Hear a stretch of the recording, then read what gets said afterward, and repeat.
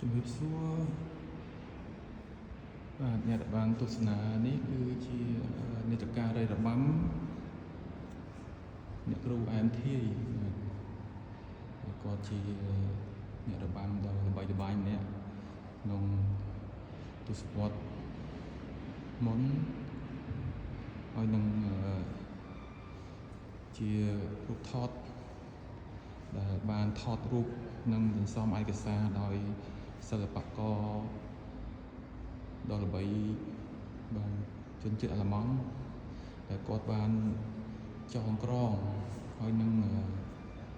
ធ្វើការងារសម្រាប់រូបថតនេះនៅថ្ងៃពិព័រណ៍ថ្ងៃទី14ខែមករាខាងមុខនឹងបើកសម្ពោធវេលាថ្ងៃត្រង់បាទ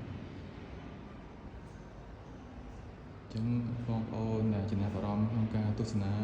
អញ្ចឹងដឹងពីប្រវត្តិនិយាយសូមអញ្ជើញមកទទួលនិងទស្សនានៅក្នុងសាលពិព័រណ៍សាកលវិទ្យាល័យភូមិន្ទចិត្តសិល្បៈដែលមានទីតាំងនៅ